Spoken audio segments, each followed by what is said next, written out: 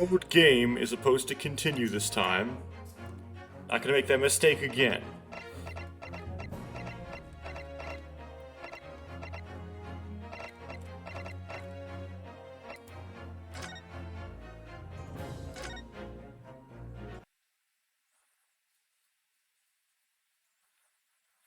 Okay, so we just got a new case last recording, and well, haven't really got far enough into it to really be able to predict who did it or how yet. Um, so I don't know. We don't like if I look at the court record. We go to people. We have this guy, which I kind of go back and forth on whether this guy could ever be a perpetrator. He seems more like just there to be someone obsessed with time and just, facilitate, right? He's just a facilitator. It's very much, that's all he really is. Extremely unlikely that he has anything to do with this case specifically. This is a Gumshoe-like character. In fact, he looks like a British version of Gumshoe. He even wears green clothes. So that kind of makes him safe, right? He's wearing a yellow shirt or a blue shirt. And very unlikely to be the perpetrator. This is the accused, which in Ace Attorney makes you very unlikely to be the perpetrator. It's not never that the accused was not the perpetrator. It's happened. I actually thought of a third time in the interim of that being the case. Aside from the immediately previous case of the Ace Attorney Chronicles, like the main series of 6. Of course, I haven't seen all of Dual Destinies, so I don't know about that one. That's the 5th one. I actually can think of 3 where the perpetrator was the defendant was actually guilty of something. But that's out of a lot more than 3 cases, so it's a rare occurrence. Usually, the defendant is not the perpetrator. Like, very usually. You wouldn't guess that. Right. Okay. So we don't really have much, really anybody to really guess on, essentially.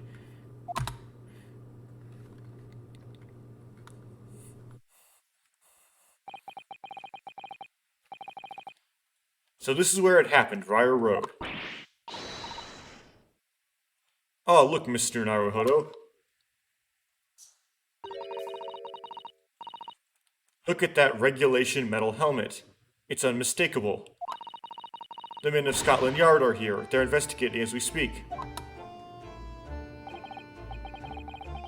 That is their job, you know. But Mr. Naruhodo, to see one with my own eyes. They are often depicted in the adventures of Sherlock Holmes, but I never dreamt I'd ever come this close. It's a real Bobby's helmet. What? The helmet? Yeah, of course. I have to try one on one day. Well, I hope your Hattie dream comes true.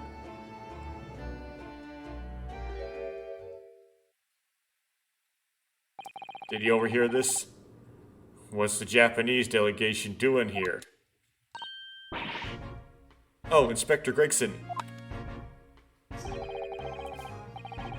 This isn't on the tourist trail. I'm fairly certain you're well aware. Yes, of course, we're here to investigate. So you've been to the Holden cells then. What do you make of the criminal? He's not a criminal as you put it, Inspector. He's a suspect. We'll see about that. You Japanese like to stick together, I suppose. Well, do what you will. Doesn't bother me. The bloke's in court tomorrow. Whatever happens, and the verdict, a foregone conclusion. The stone-cold air of rejection. Take heart, London at this time of year is full of stone-cold air. That makes it worse somehow. Okay, we got all of them.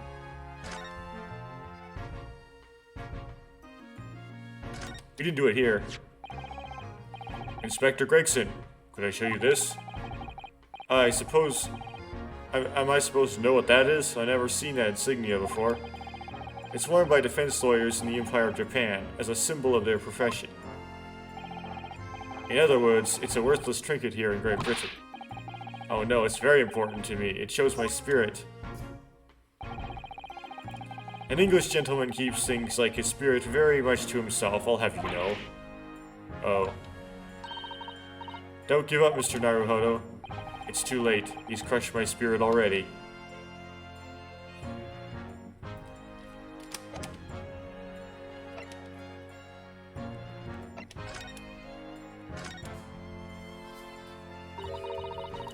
Tell me about Scotland Yard, Inspector.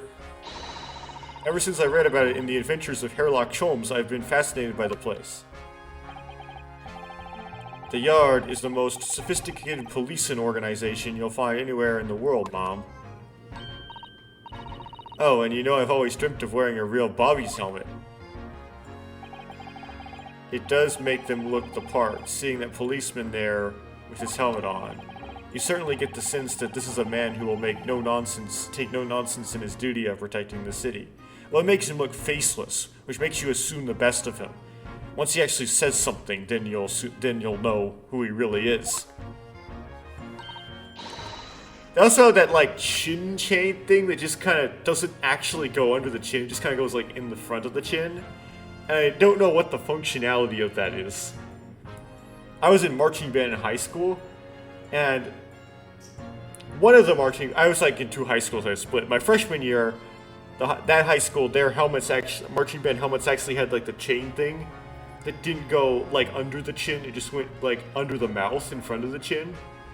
And I had no idea what that originated from and what the point was exactly. It's supposed to be like armor for your chin. If you got punched there, you'd probably still get knocked out. Yes, doesn't he look wonderful? Being a London hobby is hard going, I can tell you. Oh, really? First thing in the morning, you know what he does? Goes around and rouses all the laborers on his beat so that they can get off to work. What, he wakes people up? Yep, raps on their windows with a long pole. Did it myself going back a bit. I had no idea. The Bobby works for the people of the town. It's just another one of his duties. After that, he starts tirelessly patrolling the streets all day long.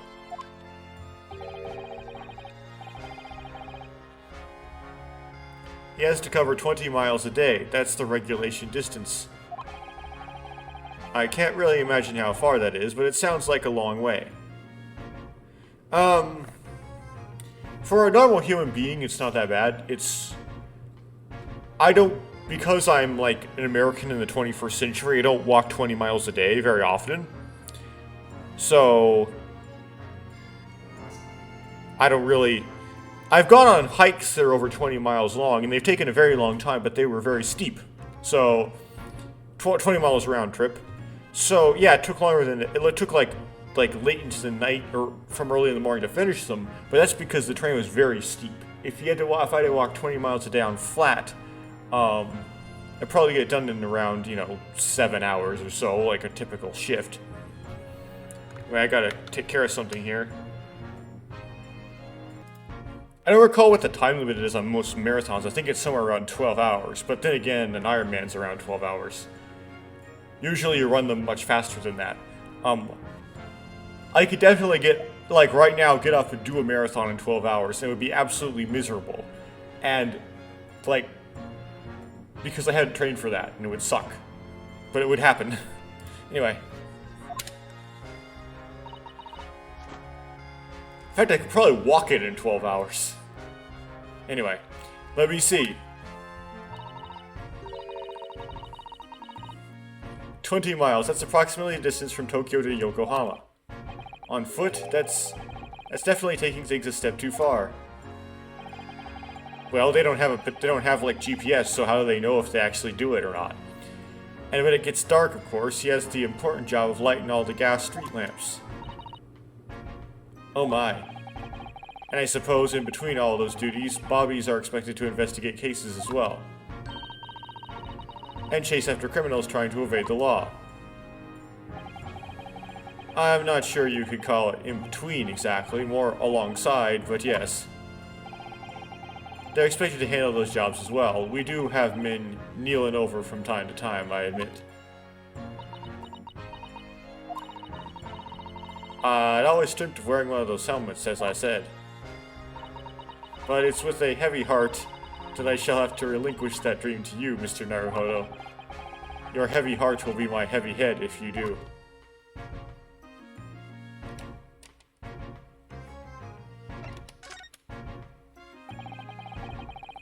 It happened around 5 minutes in the evening, 2 days ago, just there in that open bit of pavement. The victim, a young woman, was stabbed with a blade from behind. Is it right that the lady is still unconscious now? You mentioned that she's been treated in hospital. She is being treated in hospital. Is that a typo? You need to have articles in English, boy. I never said she was a lady. Truth is, unless she comes around pretty smartish, we won't be able to find out much about her at all. I suppose that means they haven't been able to take a statement from her, of course. Here's a map of the local area I happen to have on me, conveniently. You can take it as you want. Really? Are you sure? It's going to be added to the court record, isn't it? It's yard policy to give lawyers, defendant, suspects the odd bit of information to go on. Haven't actually accepted the job yet, but still. You have, virtually. Thank you, Inspector. We gradually accept. Once the ball gets rolling, it rolls to the bottom.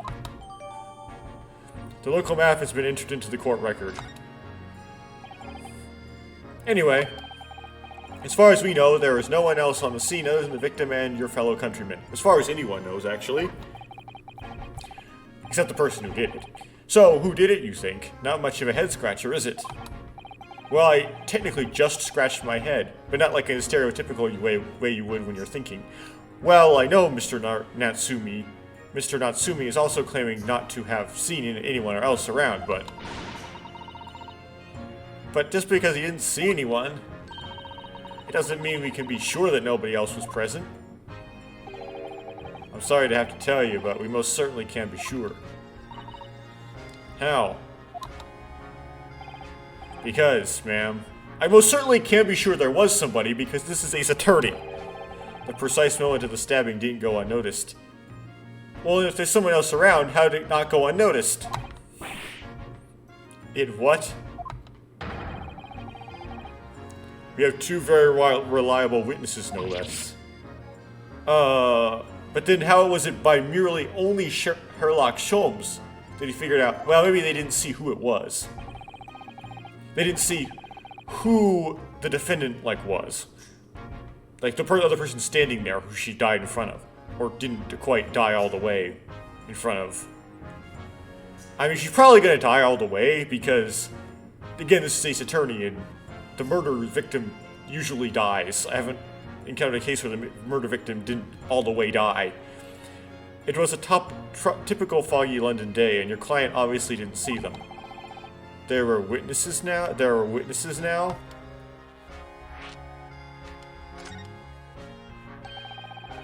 Who are these witnesses, Inspector?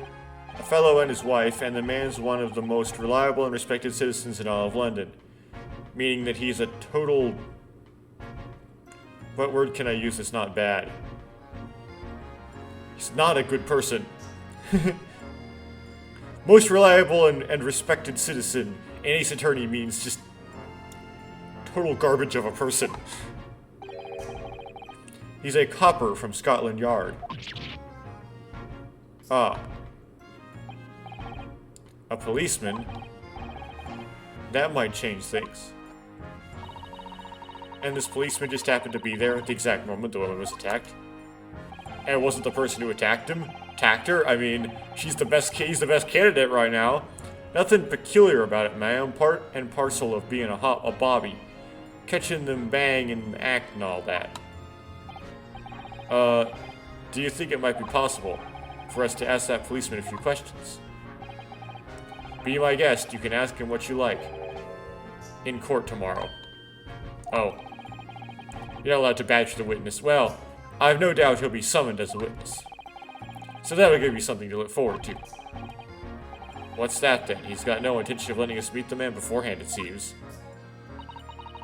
Policeman witnessed the incident. As your judicial assistant, I must warn you that this could make our job very difficult indeed. Yes, as a non-judicial assistant, I could have warned me of that too. Oh yes, one more thing, Inspector. What? The person who led you to the suspect. I heard that was Mr. Sherlock Holmes. What are you bringing him up for? Was it something I said? The color has drained from his cheeks.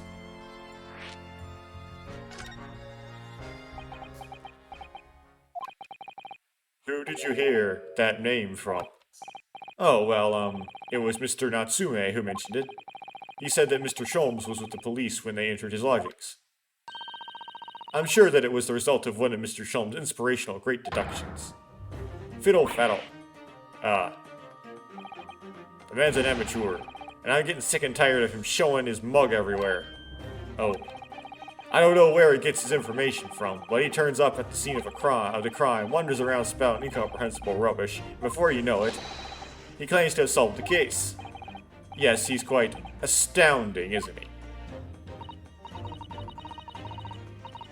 He is a great help to Scotland Yard, though, isn't he? Gibble gabble.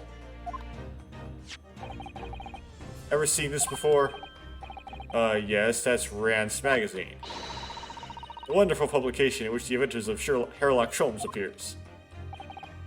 Well, yes, that wonderful publication, as you put it, sees fit to include several of the Yard's detectives in its stories. And the so-called great detective makes a mockery of all of us. If you ask anyone at the Yard, it's a misadventure to be included in any Sherlock Holmes tale at all. Well, I suppose there is an element of that. You're there as a contrast to Sherlock Holmes. We work our socks off, every one of us, only to be frumped by the public thanks to that obnoxious detective. The man's as dangerous as us at Scotland Yard, and he is to all our criminals. As he is to all our criminals. That can't really be true, can it, Inspector? Clearly, the great detective and the police have a complex relationship.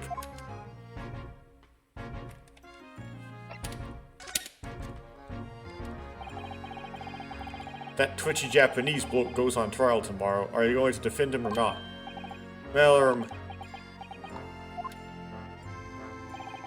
makes no difference to me, but I will just say this. No London lawyer worth his salt would touch that case with a barge pole. Because the prosecution is being handled by the Ripa the Bailey, you mean? I did notice that switched back to Ryanosuke. There's no way to save that man now. It's a waste of time trying. It's all a bit strange, though. He's gonna die mysteriously after he's found not guilty. The Ripa. He hasn't appeared in court once for a good few years now. Yes, we did hear something. Everybody's British now. We did hear something to that effect. And the only people he usually bothers with are the real scum. The master criminals, the violent ones. Master criminals? The violent ones? That's right, he handpicks his victims, only deals with those guaranteed to go to the gallows for their sins. But Mr. Natsume wouldn't hang for what he's accused of, surely. That's just my point, Sunshine. Yes, the young woman was stabbed, but it didn't kill her, couldn't even say the intent was there. So this isn't the sort of case I'd be expecting the Ripa to want to sink his teeth into, for want of a better phrase. Well, it's not exactly a minor infraction, is it? No, there's gotta be more to it. Some reason he's taken an interest. Really? What sort of reason, Inspector? You think I can tell what's going on inside the head of that Lord of Darkness? You'll have to ask him yourself in tomorrow's trial. Are you really going to have to face the Reaper again? The Lord of Darkness, as he put it? He's actually pretty mundane compared to most prosecutors in Ace Attorney. Like, I'd rather face him than Edgeworth, even. Well, I don't think we're going to get any more useful information out of the detective.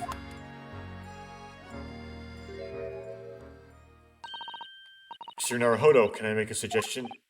Yes. What is it? What's with the puppy dog face? Well, it seems to me that we must speak with him about this. By him, do you mean Mr. Sholmes? Yes, Mr. Hairlock Sholmes, exactly. Look at those shining eyes. You can't wait, can you? Well, Mr. Natsume did blame Mr. Sholmes for all this, didn't he? Yes, he did. He really did. And Mr. Sholmes thinks that who you're defending did it, too, though. Which makes him an involved party in the case. Are you just going to ignore that? I hope not. I assure you, it's not simply my selfish desire to meet Mr. Sholmes again. The trouble is, we have no idea of the man's address, even. It's Baker Street. How do you know that? It's in the stories, of course. Well, then how did he not get, like, killed or something? Okay, this is... He, like, willingly got doxed himself. It's 221B Baker Street, the most famous address in the world. Yeah, you should be able to find that easily, or else it would be very dangerous to live there. Or very busy, a lot of press or something. Oh, I see. Well, there's nothing to stop us from going, I suppose. We'd better try to find our way there before Susato-san gets any more excited and unpredictable. Hurrah, I'll summon a carriage. So we have a reunion already. With the great detective, Mr. Hairlock Sholmes. Okay. That's all of them.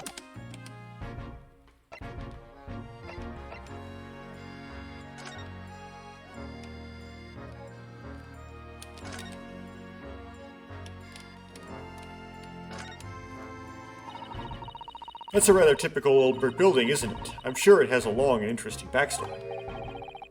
It's also got, like, a bin. Well, time certainly seems to have taken its toll on the place. It's crooked and sagging all over. In fact, it looks like it in decidedly worse shape than the other houses around here. That might be important. We must find some cheap lodgings ourselves as soon as possible.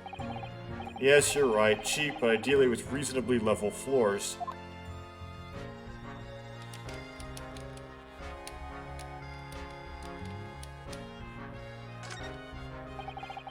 Clouds look so big and heavy in the sky, don't they? That's smoke. And with the dense fog as well, everything looks hazy. Well, it is known as Foggy London Town. I can just make out some sort of spire through the fog. It looks like it's still being built, though. Yes, that must be the Crystal Tower, being built by the Great Exhibition. That's to open in 6 months' time. Apparently, it's going to be very striking, glazed on all sides, and the symbolic centerpiece of the exhibition. Is that just going to be a clone of the Eiffel Tower? It's to be the largest exposition in history, is it? I can't even begin to imagine it. Is that the Parliament building over there? Okay, so that's all one thing. I've investigated thoroughly, but I can't find anything out of place. Do you see all the black smoke rising from the chimneys over there? It says here that in Great Britain, many people heat their homes in winter using coal. The only chimneys I really remember seeing in Japan were on top of the bathhouse. Do you think some of those houses could be on fire? Not at all. Well, even so, that much thick smoke billowing up to the heavens is surely going to turn the whole sky black sooner or later. Gosh, you may be right about that.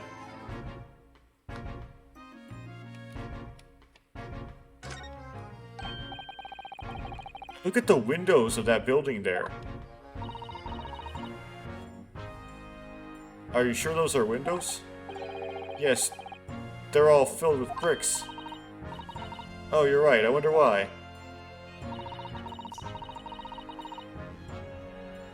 Perhaps it's an empty property where nobody lives at the moment. There's smoke coming from the chimneys, though. Oh dear, everything still feels like very foreign. There's so much we have to learn about this place. That's important. This building, okay.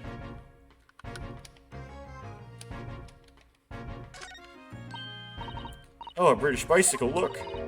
Although the wheel is misshapen, I'm sure it couldn't possibly be ridden anymore. Someone must have been doing some breakneck cycling. It seems bicycles have become extremely popular in London recently. There's even a movement to change women's dress to allow them to ride as well. The bicycle fad won't last. I don't see why anyone would want to ride something like that. Goodness, do you dislike bicycles? No, not at all. I mean, it's not that I dislike them exactly. It's just that any occupation that involves taking both your feet off firm ground seems reckless. If you've ever tried walking on stilts and fallen into a river, I know you'd agree with me. We'll have to hire a bicycle sometime. You can sit behind me while I ride you around. Well, it kind of continued as a hobby. Commuting in a bicycle. People have tried that. Not the best. Very limiting. Oh. Can't expect the street. There are piles of snow on the pavement here and there, but the road itself is covered with carriage tracks. It seems carriages often travel down Briar Road. It soon disperses all the snow. I slipped over when I was walking down the pavement earlier. It seems like it would be far safer to walk on the road instead. Oh, but you're rather small, Mr. Naruhodo, and dressed all in black. I worry coachmen might not see you, and you could be flattened by horses. Well, thank you for the rather small concern.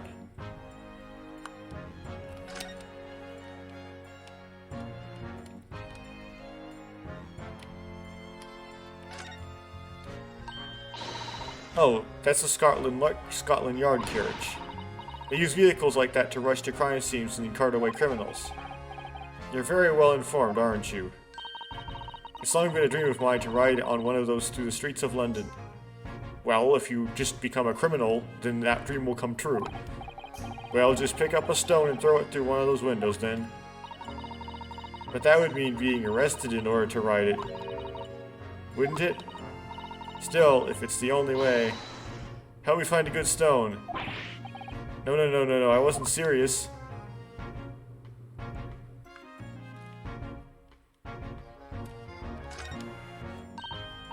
Hey, what a delightful snowman. I didn't realize that English had a tradition of making snowmen as well. It looks a little creepy though. Oh, it has a scarf, look. You need one if you were out in this freezing cold all the time. I wish I had one. I'm afraid our budget is somewhat frozen at the moment too. We certainly can't afford a scarf. Surely the snowman here wouldn't miss his.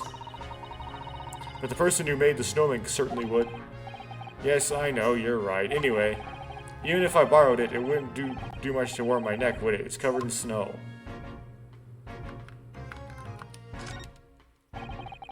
That's one of the officers from Scotland Yard. The police are making sure the crime scene is undisturbed. I have a feeling that if we wander too close, we'll be clapped in irons. I think perhaps you're being a little overcautious. We've done nothing wrong, so we have no cause for concern. Oh no, I'm not getting caught out again. Twice is enough. Twice I found myself in handcuffs, despite not knowing a thing about what was going on. Yes, you've had some dreadful experiences. I'm sure it's that wide-eyed look of panic you're so prone to. It does you no favors at all.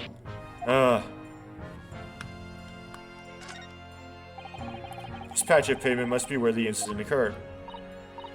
Yes, it's a very wide open space, isn't it?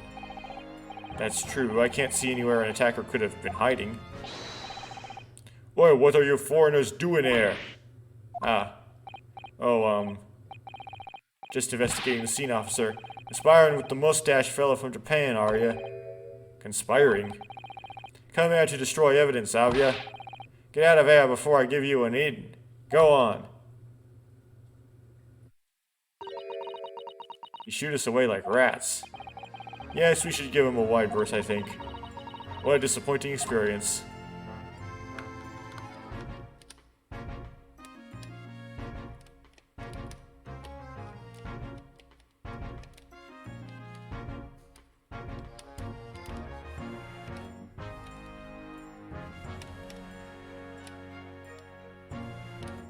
Okay then.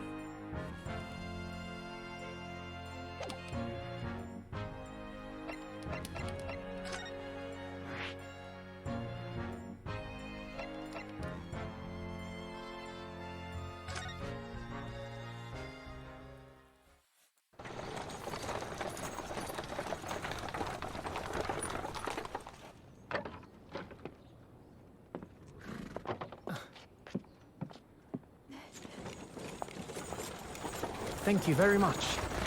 It's just up there overlooking the street. Good day. Thanks again.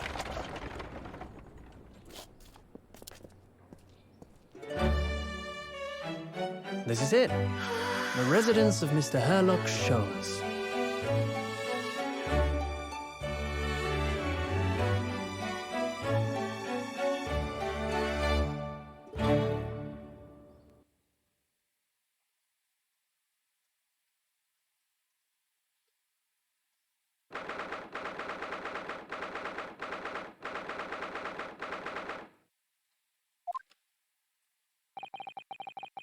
So this is where the great detective makes his living. It feels surreal to be here somehow. Did they just walk in?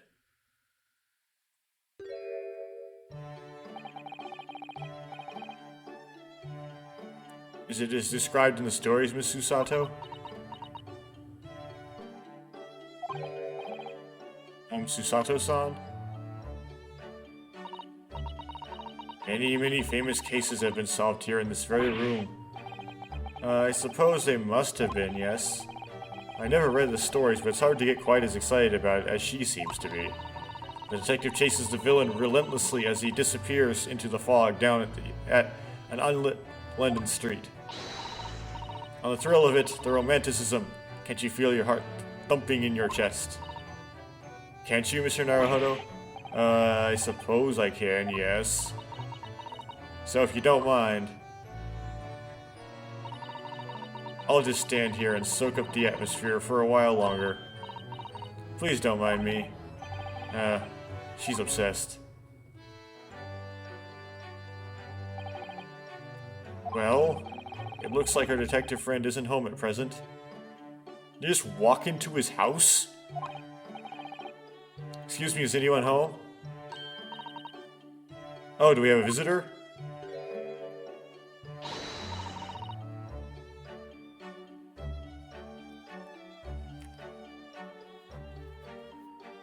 Hello, is it a big new case for Mr. Sholmes? Hello? Wait, aren't you... Oh, how rude of me! I go and make some tea at once. I'm sure it's the same girl. Miss Susato, did you see the girl who was just here? Oh yes, isn't it truly extraordinary? To think that the King of Bohemia came to this very room to ask Mr. Sholmes to take on his case. The King of Bohemia? King Wilhelm Gottschalk Sigmund von Orstein, of course.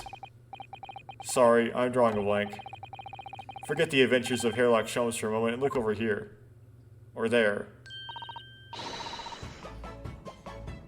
The tea brewed, and I have a freshly baked cake as well. Oh, it's you. I knew it. Susato-san recognizes her too.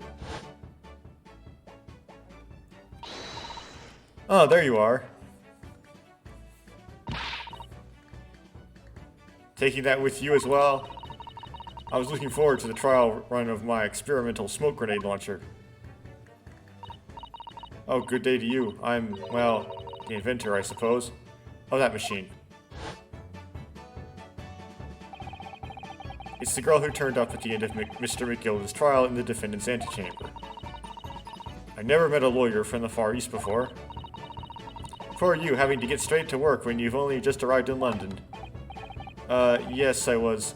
It was challenging. Well, try this tea. It's my special blend, you know. Oh, thank you. Is tea supposed to look that color? Oh my, what fragrant yet mellow flavor. Probably tastes terrible. Hooray, it's a winner. I tried blending different leaves designed to alleviate fatigue, you see. You must be exhausted after your long voyage here, and you have another ticklish trial tomorrow. Oh, and you're to defend a Japanese man. I do wish you lots and lots of luck. Did Mr. Sholmes tell you about this by any chance? Oh, you know Hurley, do you? Hurley? Mr. Sholmes, to you, surely. Mr. Sholmes was a fellow passenger on the boat that brought us to Great Britain, you see. Was he really? Well, I had no idea. I'm afraid Hurley's out on an errand again today, even though he's just returned from overseas. Wait a minute. We met this girl for the first time ever yesterday after the trial, and only briefly at that. How on earth does she know so much about us? Did she deduce all those things, you think?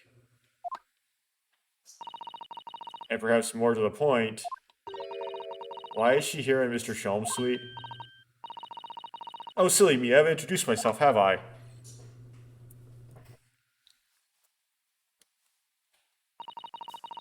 It's a great pleasure to meet you both. My name is Iris Wilson.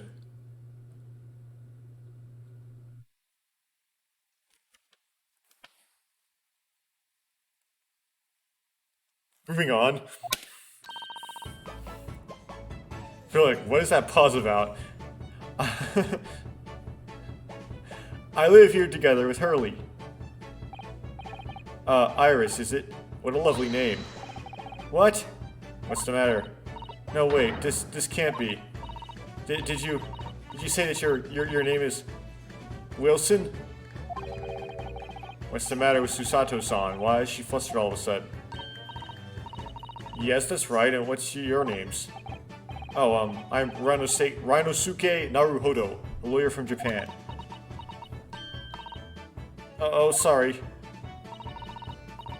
I'm Mr. Naruhodo's judicial assistant, Susato Mikotoba. It's wonderful to meet you. Lovely, Susie and Runo, got it.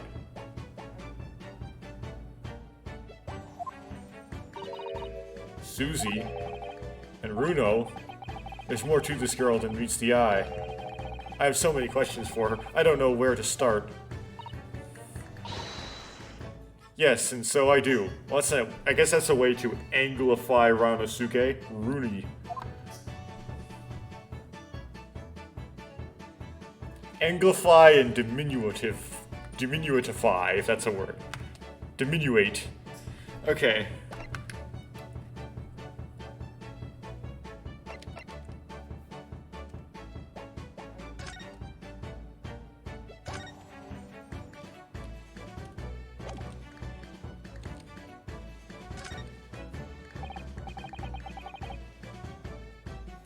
Iris, could I show you this?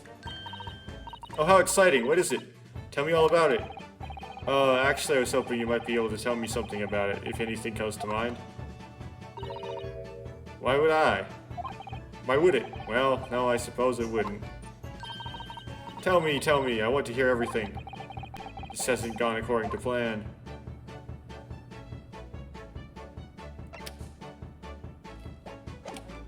Not yet.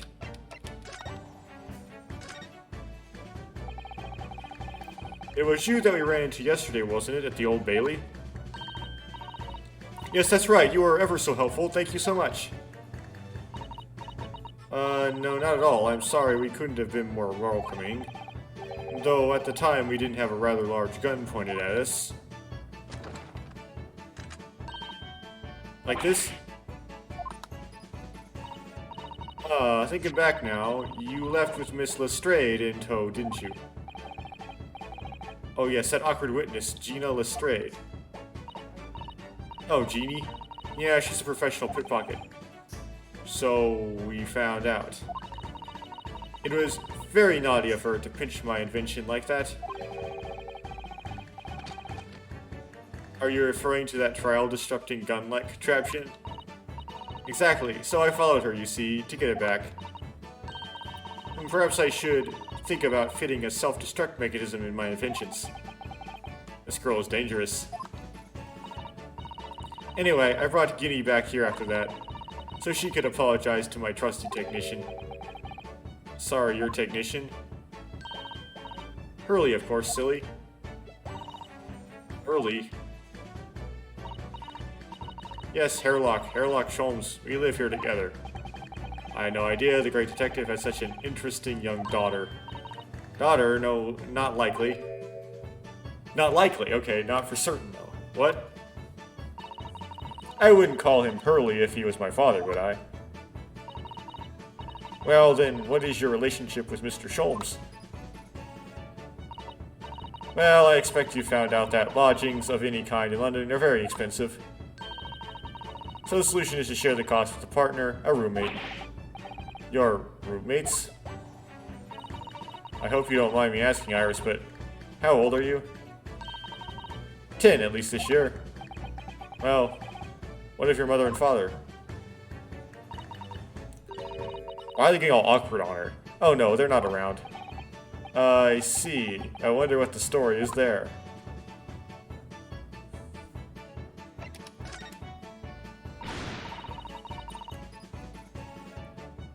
Yes, there's something I must ask you. Of course, go ahead, Susie. I'm a very great fan of the adventures of Sherlock Holmes and... Oh, you have a copy of Rance magazine.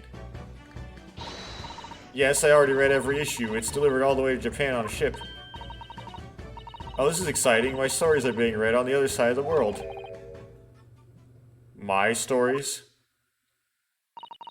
That's right. Hurley is always solving such amazing cases, you see, and he tells me all about them. They really are quite fascinating. It would be such a shame if I was the only one who ever heard them, don't you think? Goodness. Last night he was telling me all about a new case he just solved in a steamship traveling from a faraway land. So, I was just in the middle of typing out the manuscript for the next issue before he came. So you are the author? Yes, I'll let you in on a secret if you like. I'm going to call the latest adventure The Speckled Band. The Speckled Band. That's certainly very familiar. Of course, I've always changed one or two details in the stories here and there. Now, I wonder if each of these is, like, based off of, like, some of Sir Arthur Conan Doyle's original short stories. I've only read one of them, and it was back in grade school, and I forgot what happened in it. So, not very familiar with them. This time, I had the idea of making a venomous snake be the cause of all the trouble. Okay. Maybe there is one. It's like, I usually don't get comments, but it's like, if I do get comments, let me know in the comments if there is actually a Sherlock Holmes short story. Sherlock Holmes short story about a snake coming in from the ceiling. I think there was. That might be the one I know. Maybe. Yes, and of course I know that a snake might not be credible fit for the facts of the case exactly, but it's a story. Some poetic license is justified to make it more thrilling, I think, don't you? So you don't mean to say, are the stories about Mr. Sholmes that are published in Rance magazine all written by me? Yes, on my wonderful and very modern typewriter. But all the stories I've ever read are written by a doctor of medicine, Dr. John H. Wilson. Susato-san's getting more and more worked up. Yes, that's me. I mean, my name really is Wilson. But what about the doctor of medicine part?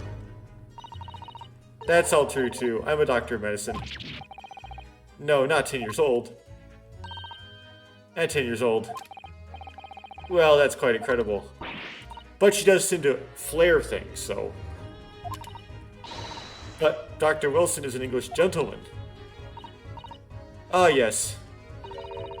I did alter the setting slightly, for the stories to be more compelling. Oh. Well, it sounds a little strange, doesn't it? A great detective with a 10-year-old girl in tow. I suppose it does, yes. Poor Susato-san, she looks like her whole world has just fallen apart. I heard of fiction, Susato? About before. Yes, what's on your mind, Runo? Do tell me. How did you know that I was a lawyer and we just arrived in London, I mean?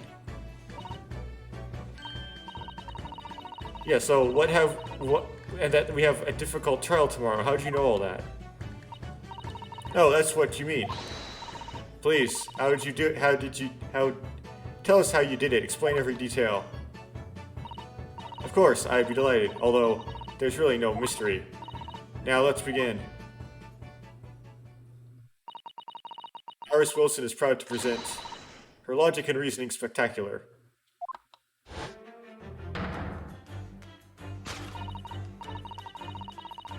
Okay, we have a new mechanic that's gonna appear here. First of all, I knew already that you were a lawyer, Bruno. After all, I met you yesterday in the Old Bailey in the defendant's antechamber. But you also said that we'd only just arrived in London. How did you know that? I observed a passport and travel ticket protruding from your breast pocket. Oh. So I was reasonably confident that you must have just arrived in the country. And on top of that, you accepted the case against that particular prosecutor, telling me you were unaware of London's court affairs. The Reaper of the Bailey? I walked right into that one, didn't I? And I noticed a red ink stamp on the back of Susie's hand. You were given that when you visited the local prison to meet with a suspect, weren't you, earlier today? Ah. They used those stamps to keep a close eye on comings and goings, you see. I didn't realize. And a red stamp is only used for people visiting foreign inmates. So, that told me that even though you had only yesterday concluded the trial of Magnus McGilded, the two of you had already had cause to visit a foreign inmate in a local prison. However, neither of you was wearing a particularly sad expression on your face, so I concluded that the prisoner was unlikely to be a friend or a relative. That led me to believe that you must have accepted a new case. I see. But how could you have known that the trial's tomorrow? Well, having barely been home a few hours yesterday, Hurley solved yet another case. It obviously amused him. He told me that he caught a Japanese man who was bawling and trembling. A Japanese man? Well, clearly that must have been Mr. Natsume. Now Runo has that fancy Japanese sword. And I think your outfit is called a kimono, isn't it, Susie? Well, anyway, it was clear to me that you both come from Japan yourselves. I mean, you can probably tell from other features that make them different from most British people, like being shorter and having less of a brow ridge and dark hair and so on.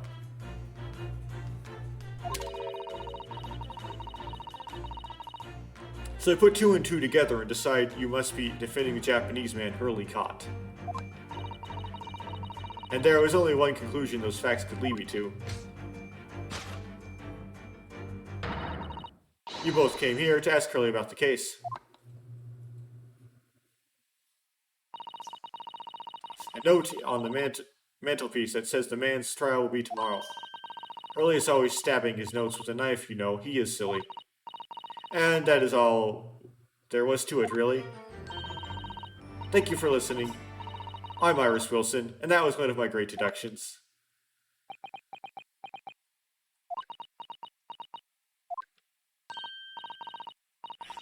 Was it a winner? Were my deductions correct? They were spot on. That was amazing, Iris. Truly a great deduction. You even managed to the certain something of Mr. Sholm's delivery. Oh well, I was just copying Hurley's style for that. This is really great news. Really good news. You could tell us all about the case involving the Japanese man. You will, won't you, Iris? Please?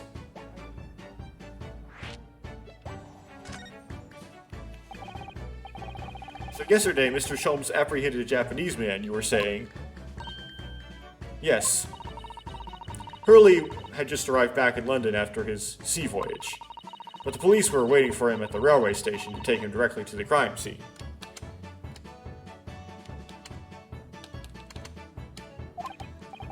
Ah, the great detective is a popular man, it seems. Apparently a woman was stabbed on a quiet street somewhere in town. There were witnesses who had seen a short, shifty-looking, stooped man running away from the scene. A short, shifty-looking, stooped man. Mr. Natsume, beyond any doubt. Soseki-san said that he didn't see anybody else on the street at all, but it seems that there are witnesses after all. Hurley used his great detective powers to determine the man's address. It was a lodging room very nearby. He went directly there with the police, and what did they find? A short, shifty-looking, stooped man shivering in fear. Mr. Sholmes' great deduction certainly hit the mark that time. Of course it did. He's a great detective. Still, that means the incident occurred only 2 days ago. Surely tomorrow is too soon for the trial, isn't it? Definitely. We have no time to investigate properly. Hurley says that London is rife with crime. Oh. Scotland Yard is doing its best, but they can't stay on top of it, apparently. Oh dear, I hadn't realized the situation was so dire. That's why they can't afford to spend too much time investigating cases and trying the criminals in court. Can't you investigate while trying? I mean, in the United States, the court's always running, the investigations are also always running. Staff and money are both short. Crimes are usually pinned on the first suspicious person. And, of course, the courts can be short on money. But anyway. That's terrible. I suppose it's the harsh reality of the workings of the world's greatest justice system. I suppose it is, but in that case, I don't hold out much hope for Soseki-san.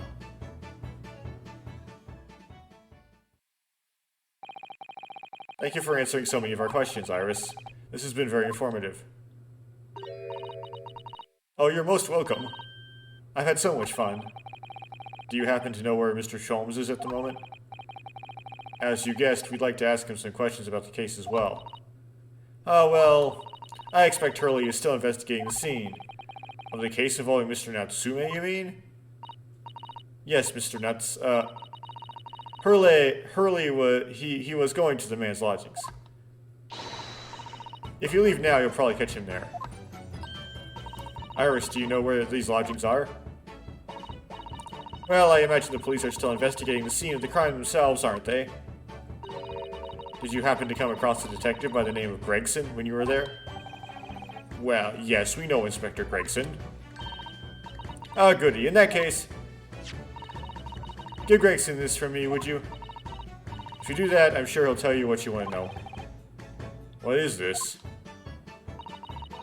A 5-shilling piece and a postcard, it seems.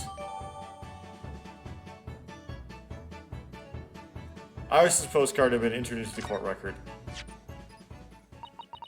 It reads, "Tell the gentleman in black whatever he wants to know. I trust that that won't be a problem." Gosh, this will make the inspector help us, will it? Well, thank you, Iris. We'll give it a try. We'll just bribe him. Just straight up.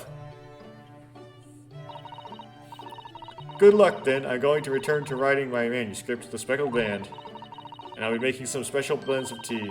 So come back again soon. We'd be delighted. Thank you so much, Iris. Well, Mr. Naruhodo, it's back to the scene of the crime. So somewhat dubious that they would exert any influence over the men of Scotland Yard at all. We headed back to the scene with Iris' curious note and one of the world's heaviest silver coins in hand. We didn't get to inspect! No!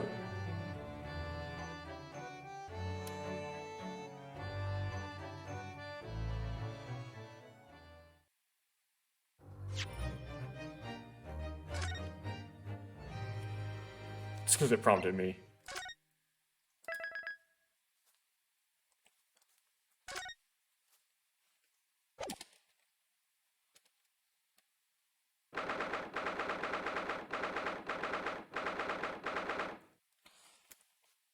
Should have done an examine before I did all that talking. Oh, it siphoned me off.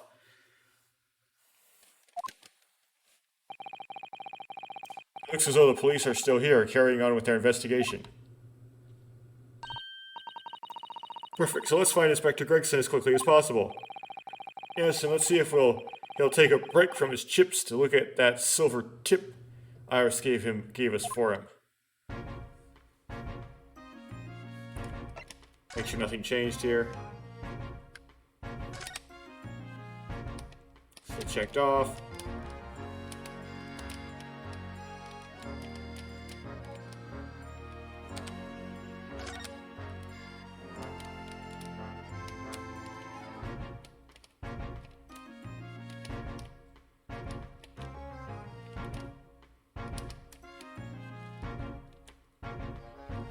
Okay.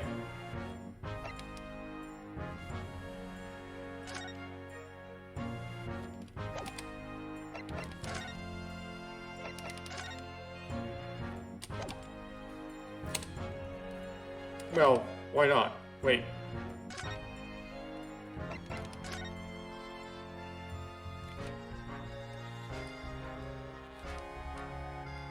Did I have to write this in English for, like, the localization, or was this, like, in some... Like, did the Japanese people had to see this written in English and then, like, Japanese subtitles? Iris's little handwriting is adorable, isn't it? Tell the gentleman in black whatever he wants to know. Trust that won't be a problem. Yes, the handwriting might be adorable, but the message is ominous.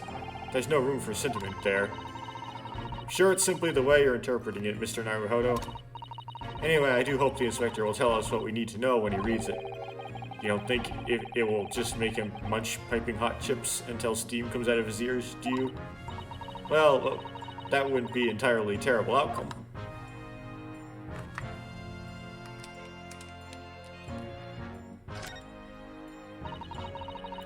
This is a 5-shilling piece, isn't it? I believe it's called a crown. Yes, and you can train a Scotland Yard detective to do whatever you want for just a single one. Iris must be the most powerful 10-year-old in the world. How much is 5 shillings, by the way? What's it really worth? Well, it's probably enough to buy all the chips the inspector could possibly eat in a whole month. That's greasy.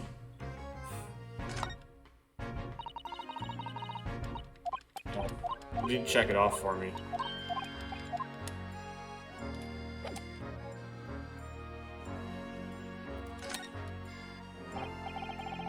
Inspector Gregson, do you have a moment? I'm sorry, I say I don't. I'm a very busy man. Too busy to talk to a pair of foreign godabouts, that's for sure.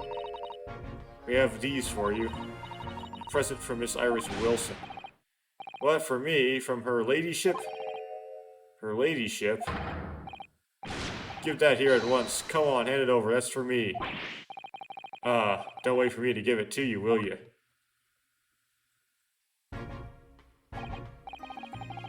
What was that coin exactly? It's a silver crown, obviously, but it's a lot more than that. It's an appearance fee. That's what it is.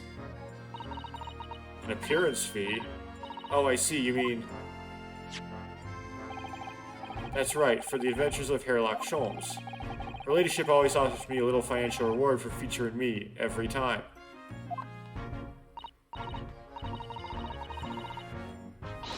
Yes, of course, I know all about your exploits, Inspector. I read them avidly.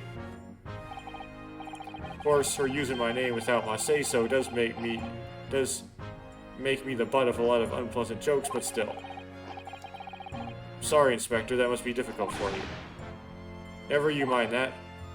So, what do you want to know then, eh? Sorry.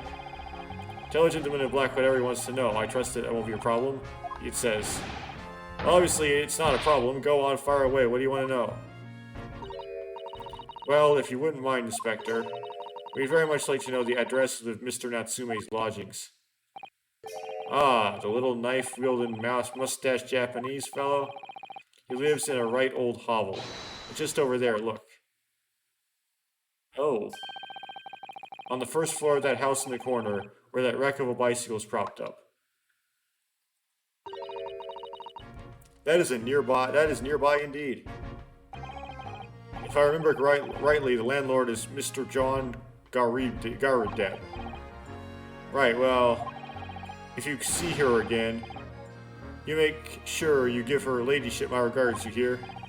I mean it, you tell her that Gregson sends you his very best wishes. Don't worry, Inspector, we will. Goodbye for now, then. And long live her ladyship. Well, at least he told us what we want to know before he left. Yes, so then, shall we go and see what we can find in Mr. Natsume's lodgings? Definitely. The examine change? Yes, it did. It's a rather typical old brick building, isn't it? Oh. Well, time certainly seems to have taken its toll on the place. Same dialogue still.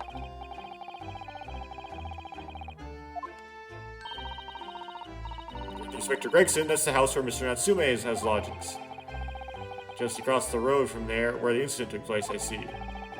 Must be awful for Soseki-san getting caught up in something like this in a foreign land.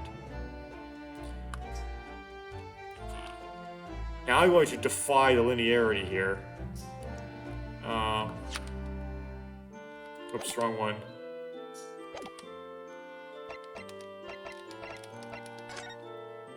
I'm gonna move to the wrong place.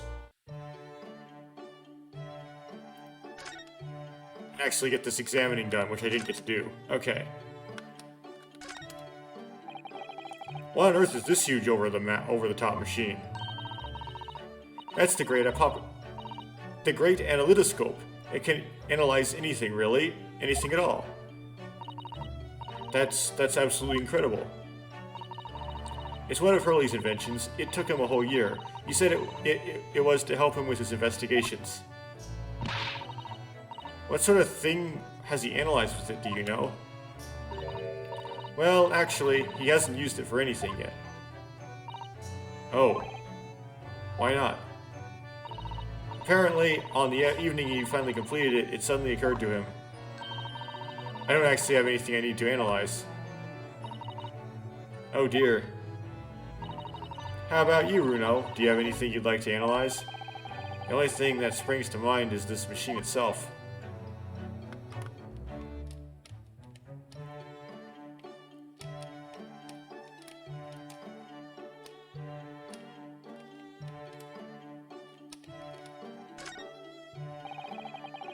All sorts of shelves, chemistry apparatus, books, papers, and lots of things I've never seen before. It all heaped up so high I can't help feeling that the whole lot is going to topple at any moment. I keep telling Hurley not to cram so much on these shelves. Good advice. He always wants to look something up in one of those books a while ago. He wanted to. But it was so tightly wedged in he couldn't get it out, so I went and bought a new copy instead.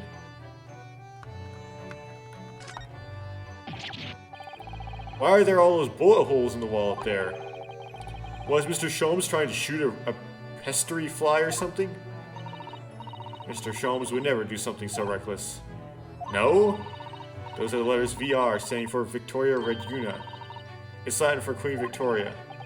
So you mean he shot the Queen into the wall? In a moment of boredom, Mr. Sholmes adorned the wall with a patriotic sign, that's all. As pistol practice. Right, that makes perfect sense now. It's exactly as described in the stories. Oh, this is delightful. I'm not sure that the real explanation is any less reckless than shooting at a fly, personally. It's patriotic, Mr. Naruhodo. Patriotic!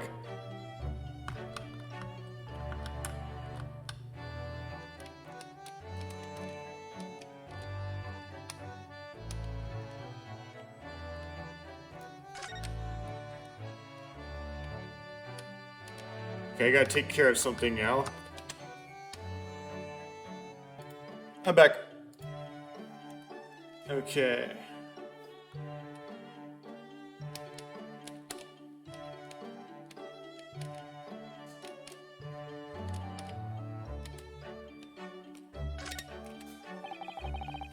I do like this fireplace. It's one of the best things I've seen since we arrived in the country, in fact. Lingering beside the fire and watching the flames flicker and dance in the grate. Ah, it's so relaxing. I can't relax, not when there are so many interesting things on the mantelpiece. Oh, it's just that it was described in just how it was described in the stories. Is it? Yes, exactly. Inside the Persian slipper, for example. Are my chocolates for 11s? And transfixed by that large jackknife is my shopping list for the market. Oh, it's not quite how I remembered it being described in the Adventures of Sherlock Holmes. Poor Susato-san, she looks crushed.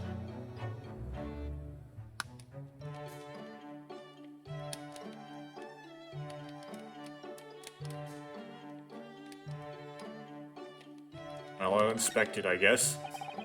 It looks like that huge metal chest is being used as a table for tea and coffee. It seems very sturdy with an equally sturdy lock. Mr. Naruhodo, you mustn't go around opening things. I always have to keep an eye on you, don't I? You're very mischievous. How did I come to that conclusion? Oh, that chest contains some of my most valuable things. And that smile tells me you're not going to give us any clue as to what they are.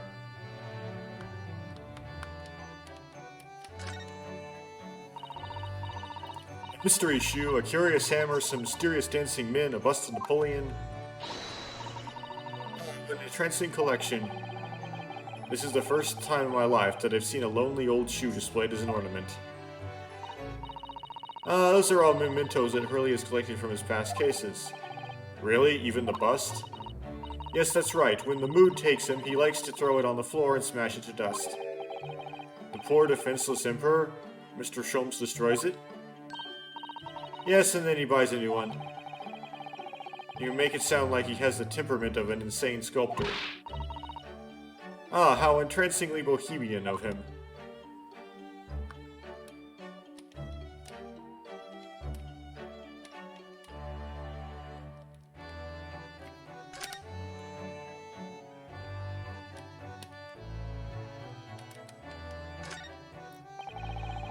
What a beautiful English tea set, and so neatly arranged. It's a favorite pastime of mine, a cup of herbal tea in the afternoon. Tea made of herbs? What else is it made of? That's right, I grow all sorts of herbs in the garden, so I can experiment with different blends. One moment, don't go away. I'll brew a pot of special blend that I came up with earlier today. She looks delighted. I only hope it's safe to drink.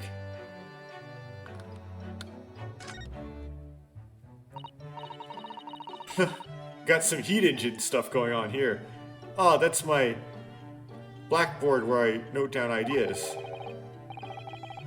Black pepper. What does that mean? Oh, how intriguing. It must be the title of Iris' latest work. Oh my, I wonder what fantastic tale awaits us. Susato-san looks like an angel, but I bet she's dreaming of the most grisly crime you can imagine. It's a case that Hurley solved just recently. A black cat called Peter went missing in the neighborhood. Hurley tracked it down to the fishmongers in the end. Well, I can't wait for the story to be published.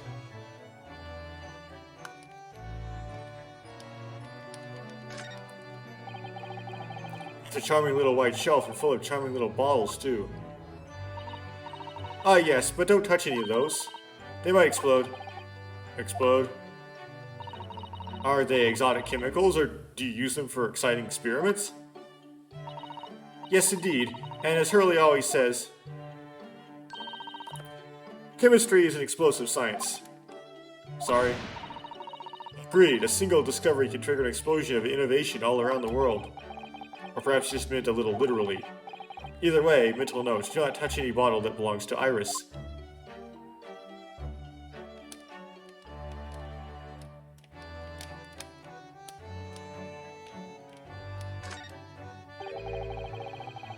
Earth is that big black lump over there. That's a typewriter. It's a machine that allows you to write on paper without needing a pen. And wizardly quickly, too. Oh, that sounds like it could be very useful for someone like me with a terrible handwriting. Wait, Iris, are all these stories from the adventures of Sherlock Holmes? Yes, everyone typed on this trusty machine. Oh my. Goodness. How wonderful. Susato-san looks like she's being shown into the Tokyo Imperial Palace gardens.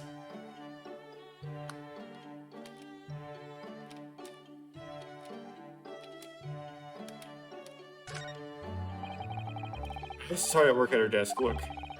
She's tapping away at her typewriter so fast her fingers are a blur. Sorry, I can't stop. I have to meet the deadline for the next issue. Oh, I see. You must be very busy then. Don't disturb her, Mr. Naruhodo. I won't, so you can lower your arms now, please.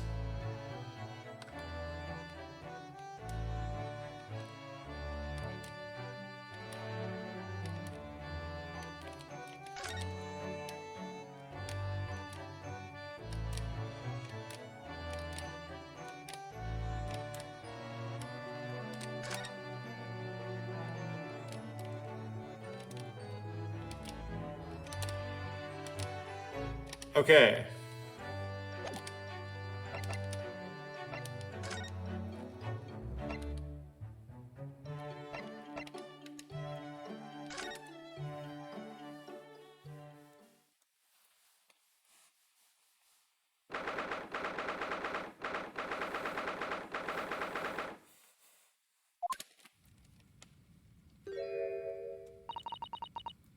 May I help you? Yes. Would this be the residence of Mr. John Garudeb? Indeed it would, sir. And who, may I say, is calling? My name is Rinosuke Naruhodo. I am... Mr. Naruhodo is representing Mr. Soseki Natsume. I believe he takes lodgings here. I'd very much like to ask him some questions about our client. A moment, please. I shall convey the message to Mr. Garudeb.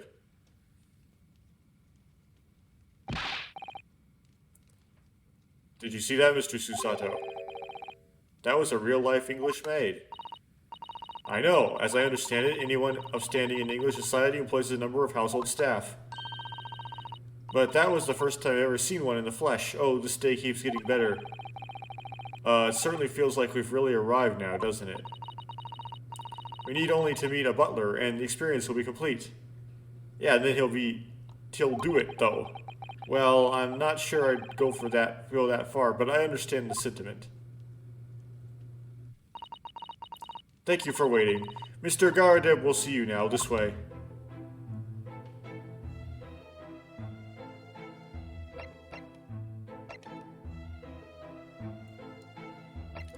You can only examine or move. Okay. Is that a full-size cannon? What's it doing here? Oh my, it's real. I thought it might be a replica. That old thing? Well, that's little more than a toy. Sorry. The army was selling it off when I retired and I decided to give it a new home. Never knew when the enemy might attack next. Jolly useful to have a cannon about the house. Really? It isn't overkill? Be prepared, I always say. You never know what this twisted world is going to throw at you next, boy. Do you think there may be any trouble brewing, Mr. Garudeb? Always is. Take Joanne here. Never fails to have a clean apron in reserve. Dries them over the barrel, you see. They dry very well on the cannon there, Joanne tells me. Like, rather proves my point, I feel. It's been reduced to a drying rack. No wonder the huge cannon looks like it's hanging its head in shame. I notice you have a pile of books here, Mr. Garudeb.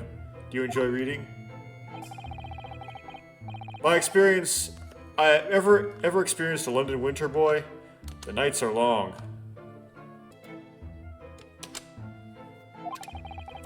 No better way to pass the time than in front of the fire with a jolly good book.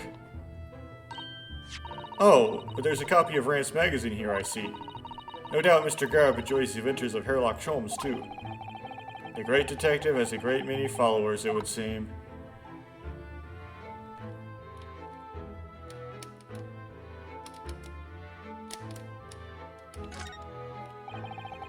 That uniform looks fairly ancient, doesn't it? It's clearly been well looked after, though. That old thing? Pah, not much better than rags, really. Oh. Wore that ceremonial garb at my retirement bash, you know. But I'm not one for dwelling on the past me. Would have gladly thrown it out, but you know how it is. Anyway, it doesn't hurt to have the old piece of memorabilia lying around, does it? Oh, I see. Perhaps we should leave the past in the past.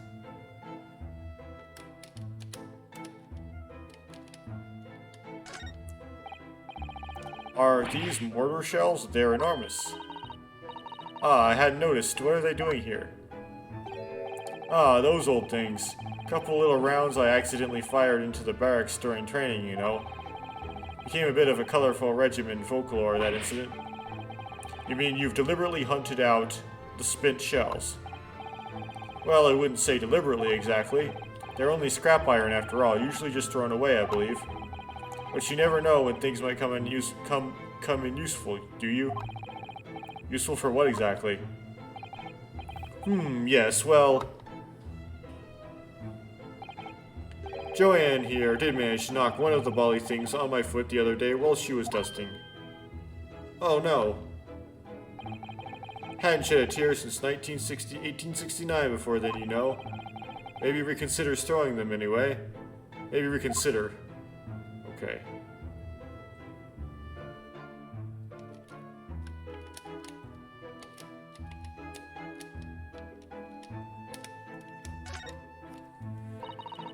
It looks like a Medal of Honor, and it's showcased in a very grand banner. Yes, it's displayed with some pride, I must say, although it bothers me that it's not straight. But that old thing... Sorry? I should be glad to see the back of it. The General would turn in his grave if I disposed of it. The walls are the best place for it. Keeps the bally thing out of my way. So, it's just been polished to shine by accident, I suppose. There appears to be an inscription on the medal itself. Look. Let me see. It says, "For distinguished participation." Sounds like the kind of honors even I could be in line for. Well, one doesn't like to blow one's own trumpet, but I was given that for my time in the Army. Can't measure an officer by the number of medals to his name, of course. Common knowledge in military circles.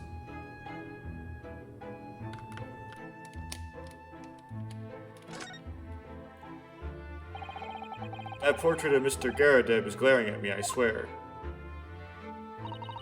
Have you noticed that all the little frames contain photographic prints of Mr. Garadeb as well? Yes, and there seems to be a statue of a lion on the mantelpiece as well. Ah, yes, seems to come back from the local pawnbroker with a little trinket. Seemed to come back? What do you mean? The chap who runs the place is a bally wizard, went in to sell him something and came out with that thing. In point of fact, now I think about it, I rather often find myself leaving the place with something I don't need. Lion ornament certainly does seem surplus to requirements. Susato-san doesn't pull her punches, or her throws for that matter.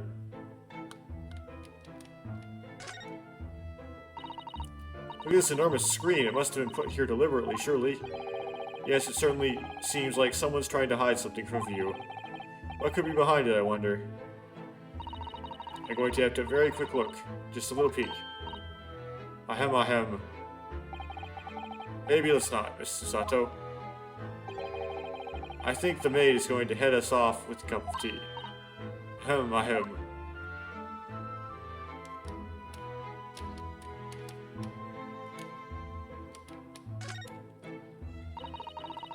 This window looks out over Wire Road where the young woman was attacked. Oh yes, I can make out the policeman on the far side of the road investigating the crime scene. The glass is rather murky, isn't it? You can't see very clearly. Does that thing open at all, I wonder? I shouldn't underestimate the bitterness of a London winter, sir. Sorry. As soon as you open that window, the tea will freeze in the pot. No Londoner would go opening windows at dusk in the middle of the winter, I assure you. It seems very unlikely that these two would have seen anything of the incident then. He'll show up in court anyway.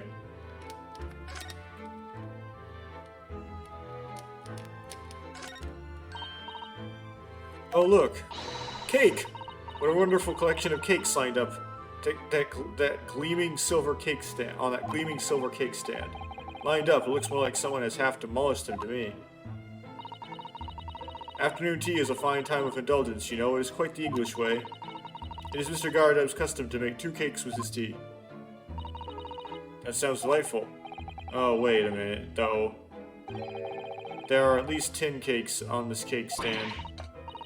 Well, naturally, it would never do to waste the leftovers.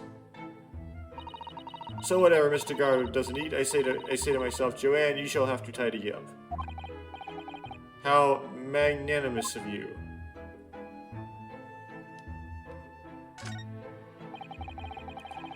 Look at the crockery on display here. It's rather unusual, isn't it?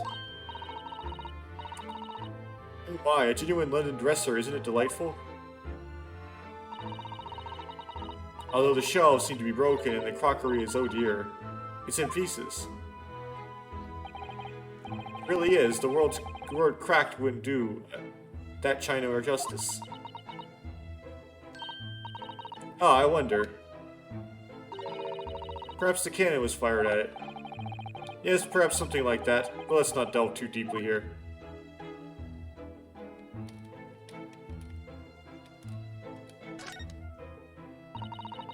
This little candle holder looks a little out of place here, wouldn't you say? Yeah, you're right. It's clearly supposed to be gold, but it's almost completely black for some reason. That old thing. Yes, just a cheap piece of ironmongery. Gimcrack, really. Oh. Used it when I was studying, don't you know, for my commission. I know it's old, hardly worth hanging on to, really, but, well, still has its uses sometimes. Of course, does everything in this room have some elaborate story behind it? They're memories, Mr. Naruhodo. Memories.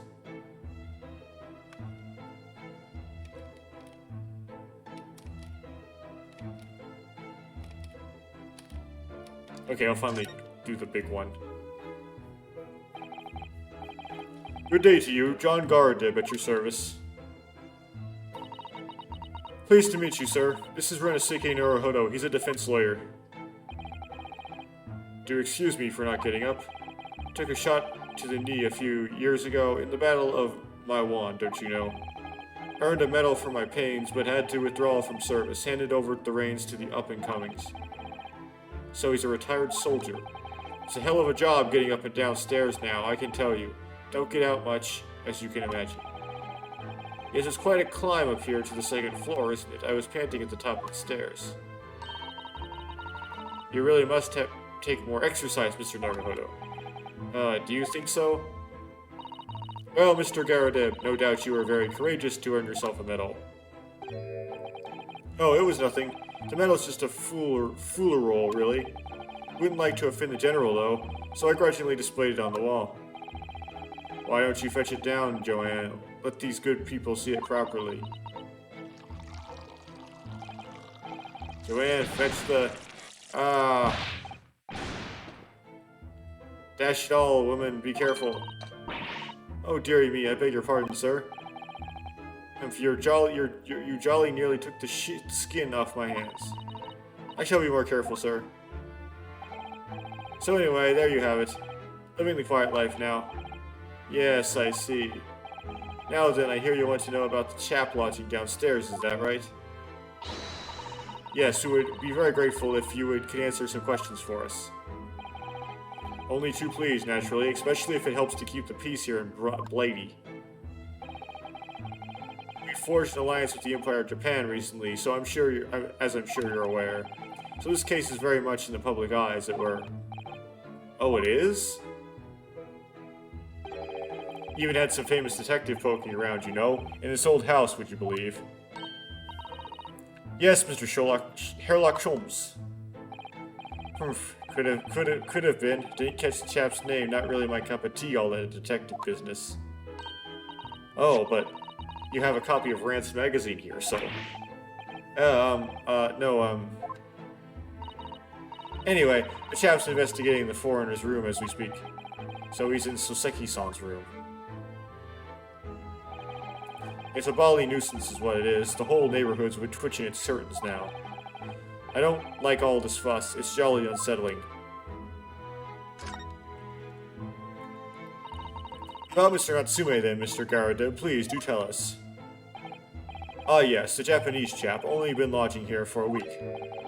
Oh, just 1 week? So he moved in very recently then.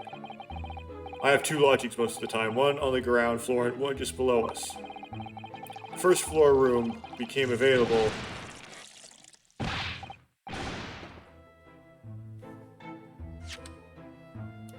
The first floor room became available a week ago, you see.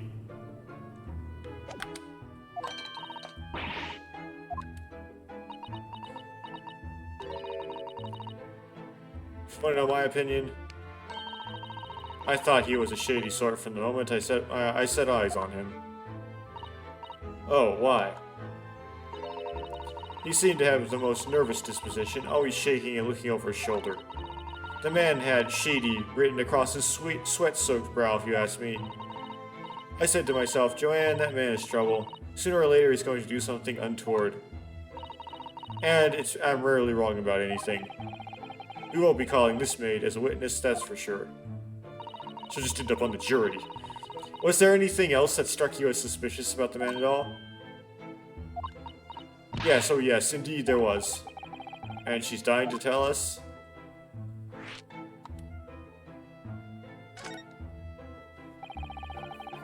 Had you noticed anything else at all about your lodger, Mr. Natsume? Oh my word, yes, the man was shadier than an orchard. Could you elaborate? Well, take the man's room, absolutely stuffed full of books it is, more than anything anyone could ever read. And he never so much as passed the time of day with another living soul. I haven't seen a single visitor call. He just trots off to that old bookshop every single day and comes back at 5 to light the gas fire. And the funny little man is up long past the time everyone else in the house has gone to bed too. Oh, I see. The gentleman on the ground floor goes to bed at around 9 each night. Well, to me that's early. But I've never known that Japanese fellow to retire any earlier than 2 in the morning. Oh.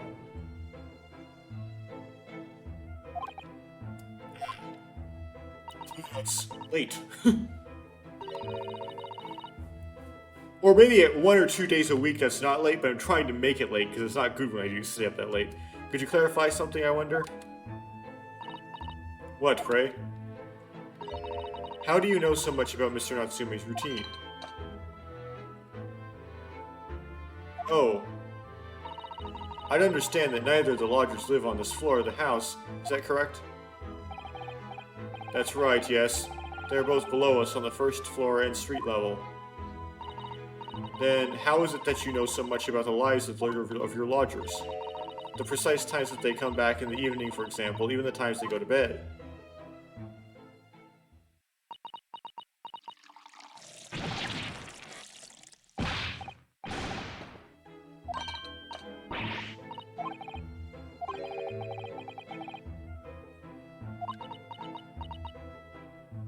Yeah, she's intentionally dodging certain issues.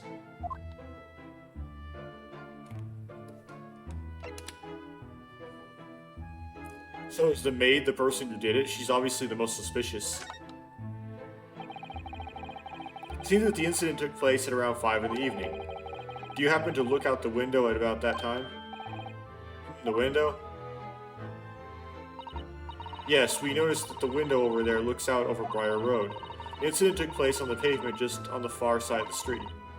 Was there anyone suspicious loitering nearby? 5 o'clock is dinner time for the Karadeb household, so I'm afraid I don't remember seeing anything. How about you, Joanne?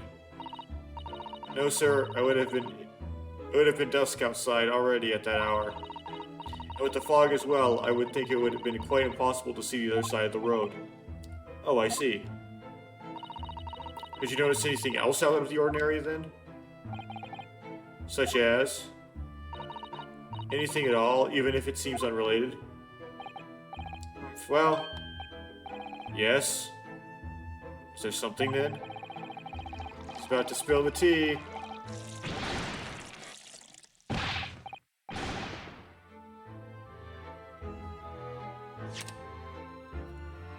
Well, it's nothing particularly significant, but around that sort of time in here, there... Here, what have I done? So I'm awfully sorry, sir. Or careful, woman. Of course, sir. Hey, Mr. Narrow Hollow. Or, yes.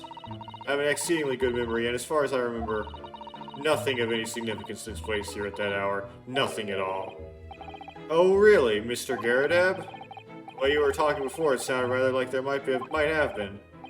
Oh well, as I was saying, it was just a trifling matter, really. Nothing of...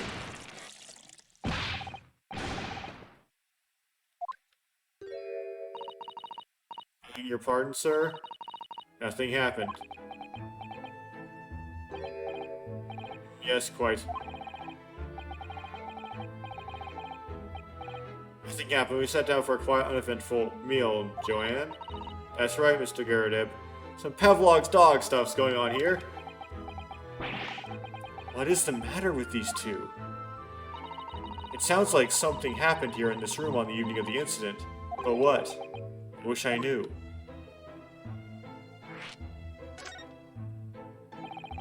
Could you tell us which floor Mr. Natsume's room is on? Why, certainly. Just below us on the first floor. And Mr. Sholmes is investigating there, even as we speak? Yes, told me that's his name, and asked him to look into the matter, so I gave him the key. Mr. Natsume has engaged Mr. Sholmes' services. That's a blatant lie. Would it be alright if we also had a look around in Mr. Natsume's room, I mean? Don't see why not. It's just down one flight of stairs. Who knows if we'll find anything that could help us with the case, but we have to try. We need all the clues we can lay our hands on, shall we? Yes, and while we're there, we can speak with Mr. Sholmes again. Perhaps he'll be able to tell us more.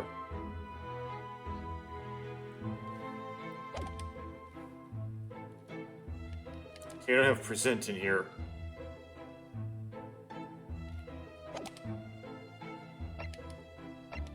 You don't have present. Okay.